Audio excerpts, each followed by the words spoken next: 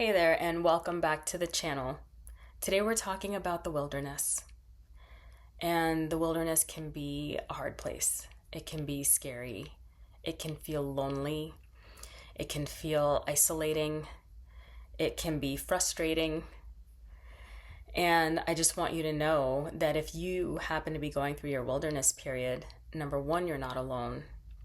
Number two, you are deeply held and carried. And number three, I have something that may help you. So, the wilderness period doesn't look the same for everyone, but I feel like the core essence of it is the same because the wilderness period is for a very specific purpose, and it's for God to be able to move deeper in us. So, as we begin to shed layers of who we are, as we begin to find out what we're made of, there are times in our lives where we're just going to go through these periods that feel like, ugh, and what I'll say is that I've been through these periods at different times. I've gone through these periods when I've felt, lower. I've gone through these periods when I've felt on top of the mountain. I've gone through these periods when I've hit a plateau. And so God uses the wilderness in order to draw us closer so that we become really clear on what his voice is. Now, for everyone here, I know that some people are Christians, some people are not, some people are spiritual seekers. I reference God as a man. The Bible references God as a man. God has masculine and feminine traits. I mean, the Bible was really clear when God said, let us make man in our image. We are not only made in the image of a man, okay? Like, we have both traits going through our body. And when I think about the wilderness period specifically and what God is doing during the wilderness period, for me, my experience, because let me backtrack. 2 years ago, my wilderness period started. I left a corporate job that I absolutely loved. I thought I was going to retire from it, and I was very disappointed when I left, but I left. And when I left, I feel like God took me by the shoulders, like this, and said to me, finally, you stop treating things like they are your sources. You thought that job was your source. That job was not your source. That job was the resource that I used to bless you. I am your source.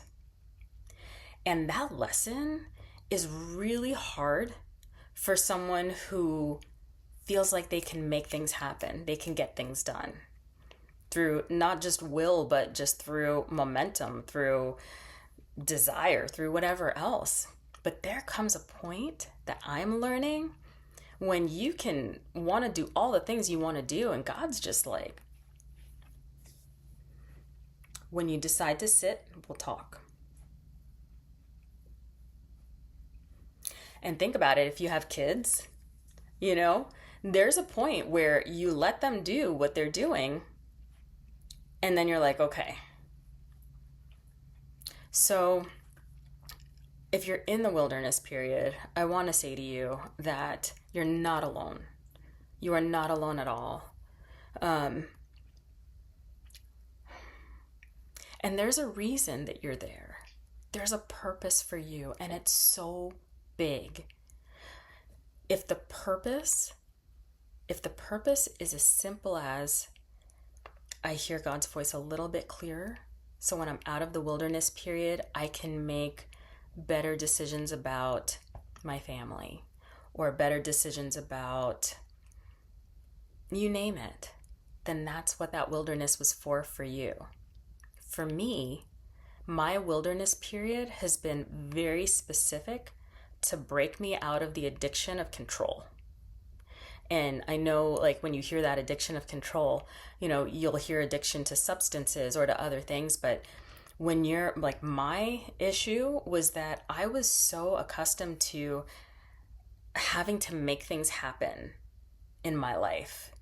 And being resourceful to do that, but still having to like push. Everything was always so efforted.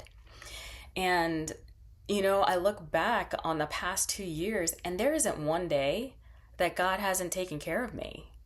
Not one day that I haven't woken up the next day so far.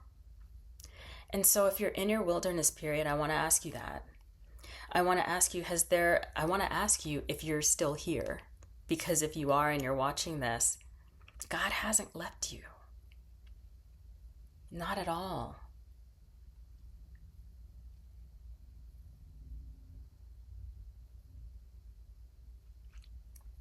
The period can be really isolating and lonely, just depending on where you are in your wilderness. I know that there have been times when I've gone through my wilderness period and I've been able to share it with close friends and people around me. And there have only been like 2 times in my life, and this is one of them, where God was like, it's you and me. We are doing this together. And that's it, like, it's just us. Like, truly just us.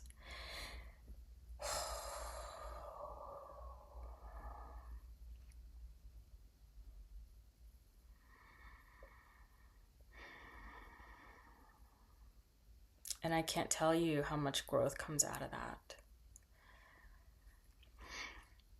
Because there's something that happens when everything is taken, or everything is removed, or everyone disperses. Everything is quiet. You have no idea what's next. You take a moment to get into your body.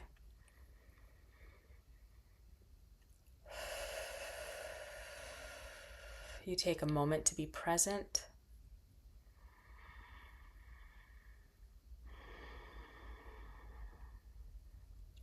And then you ask the question,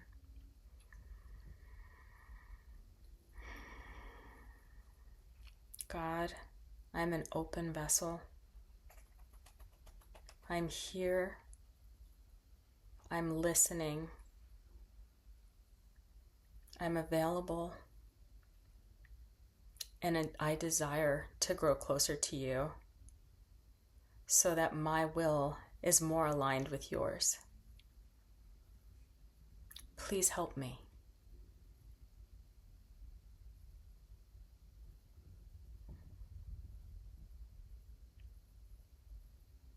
I know for me, often, that's honestly all it took for me to feel like I wasn't alone in my wilderness period. For me to be able to hear God come through and let me know that all is well. And that the goal, the point, isn't to think about the next 10 steps, the next 2 months. How about let's just focus on today? How about we take it day by day? How about you just take the next step, the next direction, the next directive? So much of what we experience in the wilderness is prolonged. And I know this because I've done this. Like, I wish that I had me to say this to me like a year ago or even a year and a half ago. Because the truth is that we prolong this wilderness period by not being able to surrender and sit still. And so if you are going through your wilderness right now, I want you to know, number 1, you are not alone. Number 2, God has not left you. And number 3, the time that you spend present, fully present, and just asking is invaluable. Because I can tell you that in this wilderness period, God has shown me who I am. And it's not who I thought I was. And the beauty in that is that I used to look back on who I was and just appearances can be deceiving. Let's just say that. And I'm learning that now. I was talking to a friend yesterday and she was like, how old are you now? Are you 50? And I was like, no, not yet. I'm 48. And it's like, I think about that, right? I think about the fact that I've been on this earth now for 48 years and I've spent so much of it trying to do it my way. And when God finally had the ability to get me to just quiet down and really, really listen, and this is from someone who has been on their, who's had a faith walk since, like, I don't know when I didn't have one. That's the truth. But for God to get me to the place that I'm at now took so much separation to be able to listen in and really know. And what's come out of it is that I know who I am. I know who I am. And that level of agency, the wilderness period is worth that. Because who you think you are may not be who you truly are. And when I said that appearances can be deceiving, when I looked back on my previous life, it looked very successful from the outside. And from the inside, that just wasn't how I felt. I knew something was missing. I knew that I was giving away pieces of my identity and that I was sacrificing myself. And I still just kept going because guess what? I was addicted to control. And this period of time of God just really being like, you can try that. You can keep trying that. And then when it stops working, what are you going to do? And that's exactly what happened with me. All the things I did stopped working. They did. It was really just, hey, God, all right. Trying to figure out what's next. But what God did with me is that he took a girl who is addicted to control, who is disembodied, and in my wilderness period, I've become someone who is embodied, who is not addicted to control, who willingly surrenders in faith, and who doesn't want to see anyone else experience this type of journey the way that I did. Because I did it the hard way, guys. Like, for real. Like, as someone who even kind of knows better, I did it the hard way. And I definitely don't want anyone else to do it the hard way if they don't have to. So things that have worked for me in my wilderness period. Number one, because I was disembodied, the very first thing I had to do was connect to my body again. And I learned how to do that. I learned how to do that through, honestly, what prompted that? It was taking one yoga class where the instructor understood energy and space so well that what was things that were in my body that I didn't know were there, like, started coming out in tears on my face while I'm practicing yoga. And I was just like, my body really, really needed that. So I really got into yoga, specifically slower types, because for me, being still was a challenge. I could do anything quickly. I kind of still have that in me. I can do things very quickly. But being slow, being purposefully slow was hard. And so one of the things that God did with me was really get me into my body in a slow way. So I really enjoy yin yoga. I enjoy restorative because the postures are held long enough for me to really feel whatever's happening inside. So after I became more embodied, I was able to, I'm trying to think of how to say this right. When I was more embodied, I was almost able to, like, my mental clarity became better for some reason. And I can't explain that, but it did. And I used to be able to get into meditation. It would take me a little bit, but I would get into it. And what I found was that the more I became embodied, the more I did my meditations, the more I was able to get into meditation like that. That is something that God used because it's important for you to be in your body because God speaks to you through your body as well. And your body has its own intelligence. With my mind, it was in the meditation, being able to understand what's happening underneath the surface, the subconscious, being able to recognize your patterns and just knowing where you're keeping yourself stuck. that matters. And it mattered to God. Another thing that's worked for me was really learning how to release energy. I mean, breath work was something that was just introduced to me, like somatic breath work, for the first time, like a little over 2 years ago. And I'll tell you this, the way that that came about was I thought that I was joining, I think it was a manifesting abundance challenge. It was something like that. And I know that it was like some type of abundance thing. And I missed the first day of it, but I went to the second day. And the second day happened to be breath work, which I'd never done before in that capacity. And it was an hour-long journey. And what I learned through that was just how much, as much as I love yoga, and yoga will move energy through my body, yoga doesn't release energy out of my body. So for me, breath work does that. Breath work will release the energy that I've been holding on to. And so between the yoga, between the meditations, between the breath work, and then also, I'll say that for me in my wilderness period, being led, I want to make sure that is the right word. Being led, or at least choosing to allow yourself to be taught by those who have walked your path before, makes a big difference. Because for the past 2 years, I feel like I've been indirectly coached, and I wouldn't be where I am right now if it wasn't for that coaching. So, I feel like I need to say a very big thank you to Aaron Dowdy and Victor Odo, because the fact that I'm posting, the fact that I'm sharing came out of this deep work that I've done with the two of them over the past 2 years.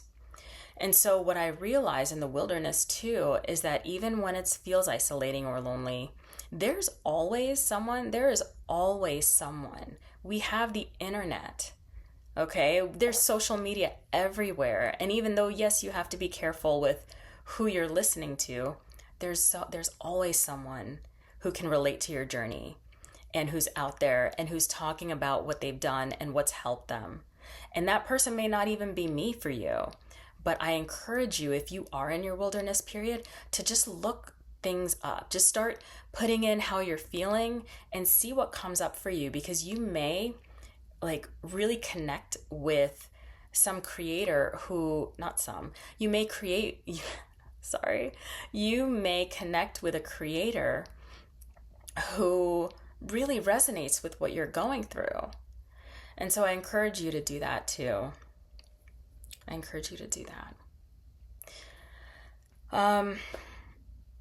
Yeah. Wild stuff, man. Life is funny, right? Life is funny. We are so lucky.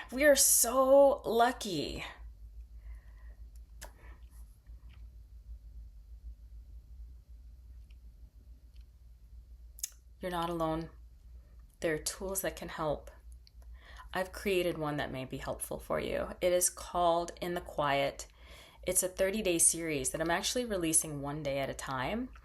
And it's because I'm recording it in that same manner. So I'm a couple days ahead, but it's only because I need to record it a little bit, a couple days ahead. The truth is I'm going through this right now too. And I'm going through this series. And I find it to be helpful. It is a YouTube short every day. There's a Spotify conversation that I do every day. And then there's a meditation that goes along with that lesson. So 3 different ways, 3 different things that you can use to possibly help you on your journey. And I'll put the links to everything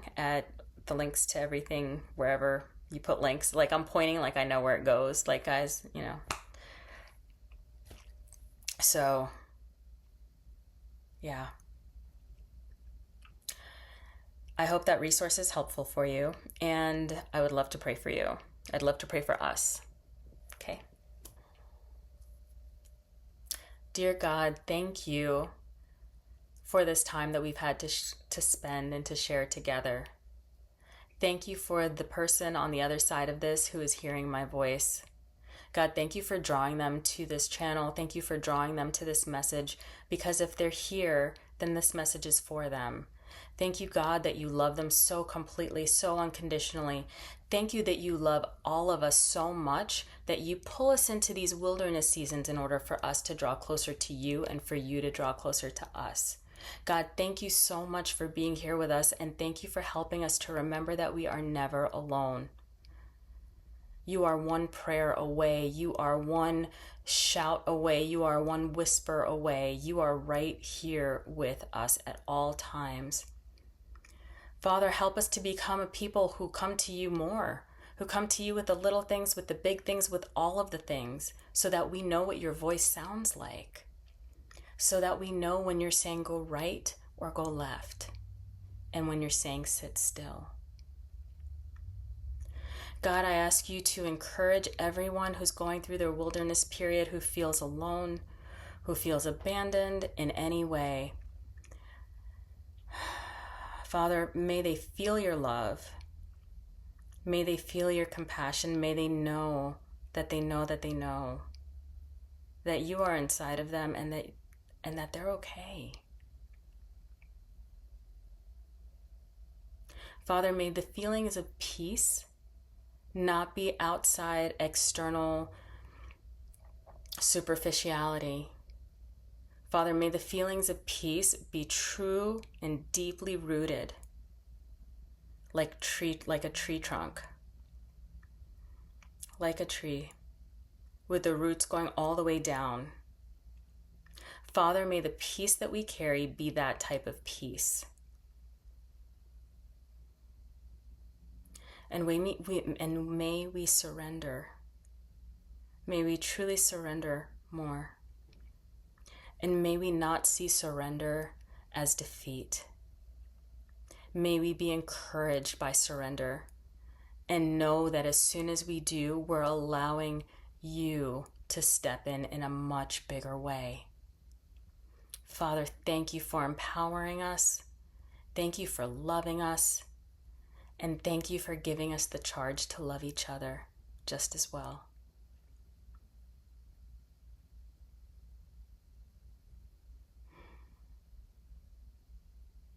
Amen. All right. Thank you for watching. May you be blessed in your comings and goings. And I will see you next time. Take care.